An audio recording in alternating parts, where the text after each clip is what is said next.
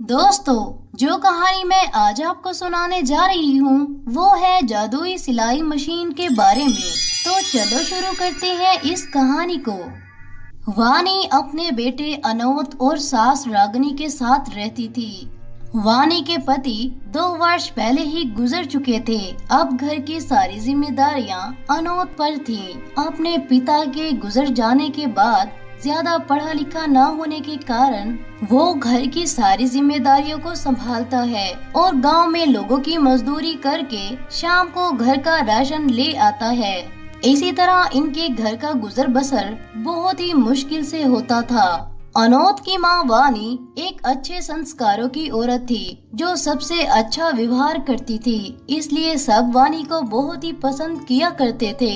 मगर वानी की सास रागनी किसी भी तरह अपनी बहू से खुश नहीं होती थी। जबकि वानी अपने बेटे अनोत और सास रागनी को हर समय स्वादिष्ट खाने बनाकर दिया करती थी जो इन्हें बहुत ही पसंद आते, मगर इसकी सास रागनी इसमें हमेशा कीड़े निकाला करती थी और कहती थी, अरे ओ मेरी विधवा बहू, आज नमक काहे को तेज कर दिया। यही तेज नमक खिला खिला कर तूने मेरे बेटे को मौत के घाट उतार दिया और अब लगता है हमारी बारी है। जिसे सुनकर वानी बहुत रोती, मगर वो अपनी सास को पलटकर जवाब नहीं देती थी और इसकी दादी रागनी की इससे बहुत ही बनती थी, या यूं कह लो रागनी ने अनोत को अपने हाथ तले किया हुआ था।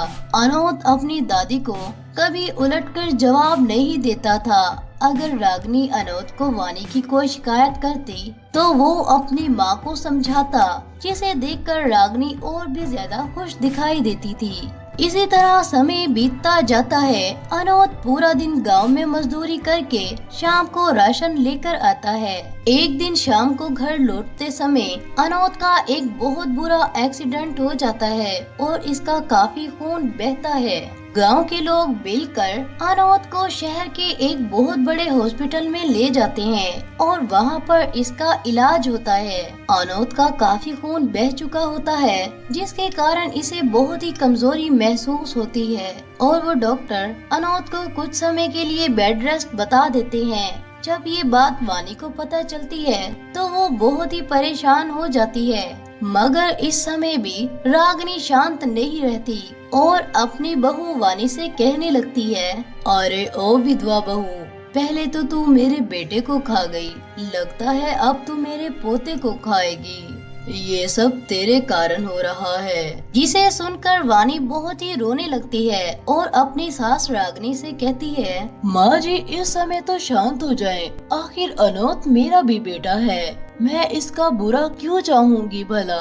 ये सुनकर रागनी कहती है, तू हम दादी पोते का प्यार देखकर बहुत ही जलती है, इसलिए ये तेरी ही नजर लगी है। इसी तरह समय गुजरता जाता है। अनोत के इलाज पर खूब पैसा खर्च होता है और घर में कमाने वाला कोई नहीं था।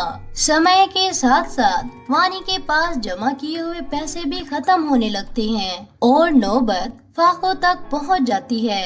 अब वानी सोच में पड़ जाती है, आखिर वो करे भी तो क्या करे।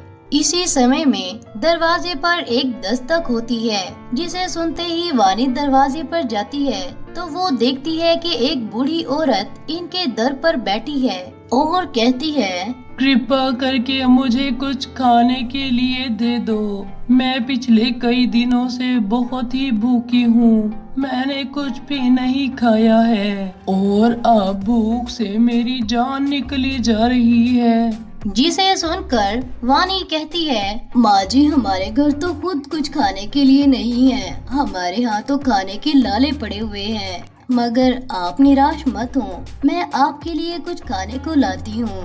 वानी ये कहकर एक प्लेट में कुछ चावल लेकर आ जाती है और इस बूढ़ी भिखारन को दे देती है, जिसे खाते ही वो भिखारन एक परी में बदल जाती है और कहती है, वानी, मुझे ऊपर वाले ने तुम्हारी मदद के लिए भेजा था। मैंने तुम्हारी एक छोटी सी परीक्षा ली जिसमें तुम पूरी तरह सफल हो गई, इसलिए मैं तुम्हें एक सिलाई मशीन देती हूँ, क्योंकि मुझे मालूम है कि तुम्हें सिलाई करना बहुत अच्छे से आती है। तुम इस सिलाई मशीन से खूब पैसे कमाना। ये कहकर और सिलाई मशीन देकर वो परी वहाँ से गायब हो जाती है और वानी इस सिलाई मशीन को लेकर अपने घर आ जाती है। वो सुबह जल्दी उठकर अपनी सास और अपने बेटे को खाना खिलाने के बाद मशीन पर बैठ जाया करती थी और कपड़े सिलाई करती थी। वो सिलाई मशीन बहुत ही सुंदर कपड़े बनाती, जिसे गांव के लोग बहुत ही पसंद किया करते थे।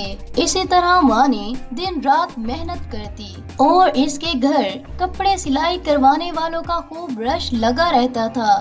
तभी इसमें एक औरत कहती है, वानी जी, मेरी भांजी शहर में रहती है। इसने आपका सिला हुआ लहंगा देखा है जो कि उसे बहुत ही पसंद आया है, इसलिए वो अपनी शादी का ऑर्डर तुम्हें देना चाहती है। जिसे सुनकर वानी बहुत ही खुश हो जाती है और कहती है वो पूरी जी जान लगाकर उसकी भांजी का लहंगा तैयार करेगी, जिसे पहनकर वो बहुत ही सुंदर लगेगी। इसी तरह वानी खूब पैसा कमाती है और अपने बेटे का अच्छे से इलाज करवाती है। कुछ समय गुजरने के बाद इसका बेटा बिल्कुल ठीक हो जाता है और अपनी बहू को इस तरह मेहनत करता देख इसकी सास रागनी भी अपनी बहू को खूब लाड करती है और इससे बहुत अच्छा व्यवहार करने लगती है। अब अनोद की माँ वानी इसे कहती है, बेटा, अब तुम्हें गांव के बाजार जाकर मजदूरी करने की कोई जरूरत नहीं। अब मैं तुम्हें पढ़ा लिखा कर एक बहुत बड़ा अफसर बनाऊंगी। ये सुनकर अनोद बहुत ही खुश हो जाता है और वानी इसे एक अच्छे प्राइवेट स्कूल में पढ़ने के लिए भेज देती है।